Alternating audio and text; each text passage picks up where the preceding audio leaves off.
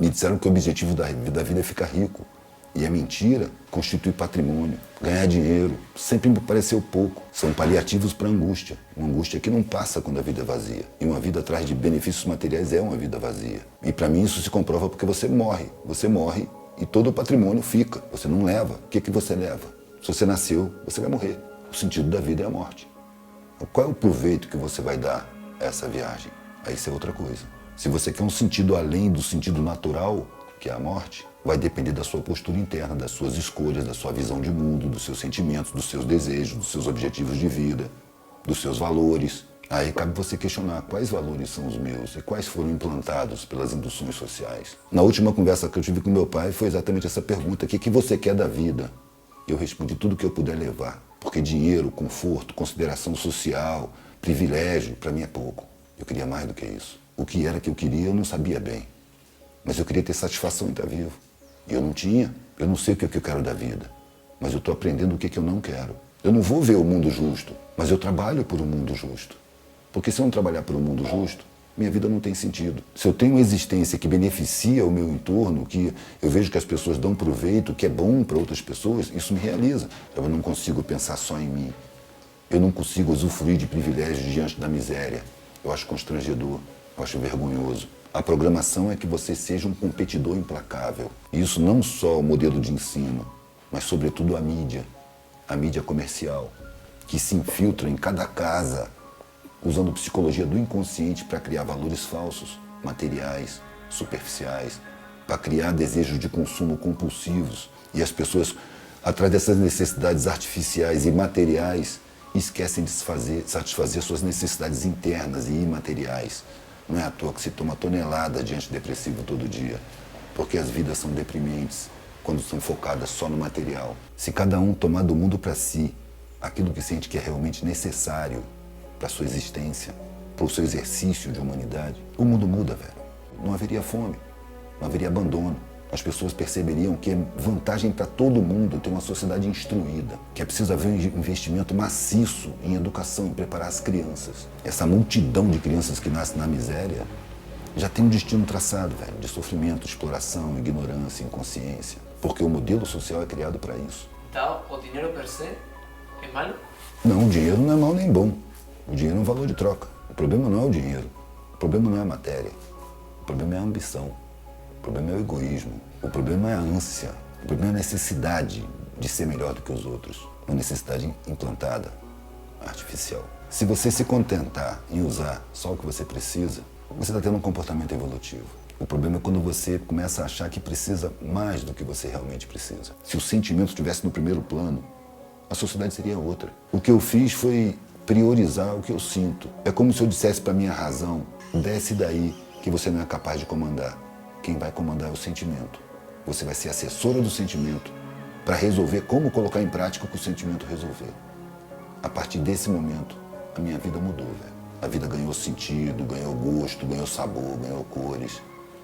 Quando eu tirei minha razão do centro de importância, reconheci a precariedade dessa razão, reconheci que existe uma indução para eu colocar a razão no comando, porque a razão, ela pode ser modelada, ela pode ser condicionada, ela pode ser enquadrada, e ela é enquadrada no modelo de ensino que a gente tem. Você pega uma criança, coloca ela na escola, uma das primeiras coisas que ela vai ouvir: você não pode se divertir enquanto você aprende. Você vai deixar para se divertir na hora do recreio. Já está enquadrando aquela razão para, quando chegar na idade adulta, aceitar o trabalho como um sacrifício, não como um prazer, é um sacrifício.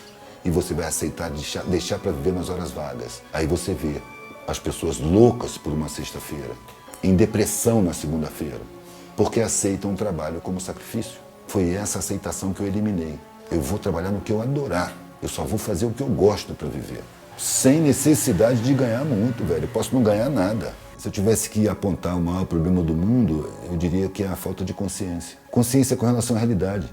Consciência de que a estrutura social é falsa, é mentirosa, é criminosa, é hipócrita. Consciência de que a vida que a gente vai levar não precisa ser medíocre, não precisa ser angustiante, pode ser solidária, pode ser realizante. Se você toma consciência, você não se deixa escravizar. Se você percebe que o patrão não é o forte, ele é o fraco, ele é o dependente, é o cara que se mata se perder tudo que tem. E o pobre, que é tido como fraco, ele é o forte, ele supera a dificuldade todo dia, Ele vive de uma forma que o patrão dele não aguentaria.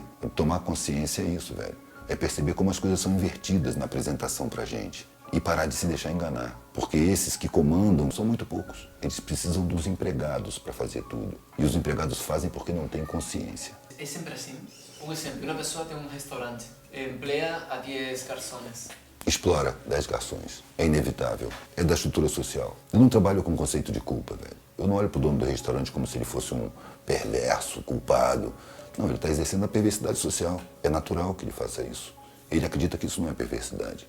Quem sou eu para julgar? Ele é fruto de uma estrutura. Nós estamos trabalhando na estrutura, não contra ela, mas por ela. O trabalho mais importante que existe na sociedade, viu, sem o qual nada funciona, é o trabalho braçal, é o trabalho de baixa qualificação. É quem carrega o mundo nas costas, é quem bota um tijolo em cima do outro, é quem costura cada roupa, é quem planta e colhe cada comida, é quem carrega, quem entrega, quem bota as máquinas para funcionar, quem conserta as coisas, quem põe a rua, o asfalto, o cimento, os postes, os fios, os canos. Tudo é feito por mão de obra barata, tudo é feito pela massa ignorante.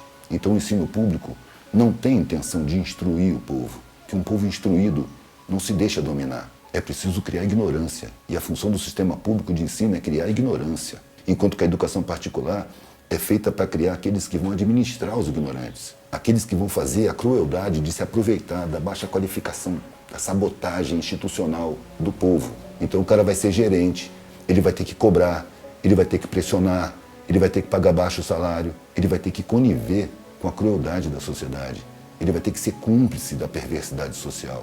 Então a classe média é uma classe que tem que violar sua consciência para manter os seus direitos e seus privilégios. Tem que ser indiferente à injustiça, aos crimes que o Estado comete contra o povo, cotidianamente. Eles precisam de pobre para trabalhar e precisam de miseráveis para que os pobres aceitem qualquer condição de trabalho, com medo de ir para a miséria.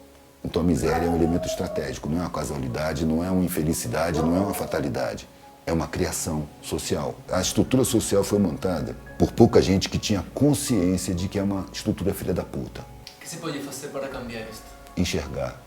Primeira coisa é enxergar. As pessoas querem encontrar saídas e não tem saída, tem caminho. Enxergar a realidade é a primeira coisa para fazer antes de você decidir o que fazer. A sociedade humana ainda não é humana. Ela está ensaiando para ser. E eliminar essa ânsia de ver o mundo evoluído.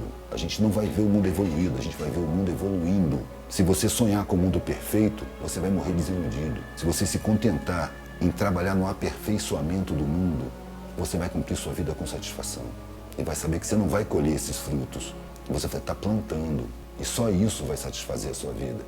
Que pessoas possam abrir os olhos, que possam enxergar a realidade além do que ela é mostrada, que possam quebrar suas lentes fabricadas pelo sistema, que possam buscar seus próprios valores e não os valores que foram programados, que possam criar seus próprios comportamentos e não adotar os comportamentos que são induzidos, condicionados pela sociedade, que possam desejar de acordo com os seus desejos e não com os desejos programados e implantados por um massacre publicitário permanente. Se tiver esse proveito, tá bom demais, velho.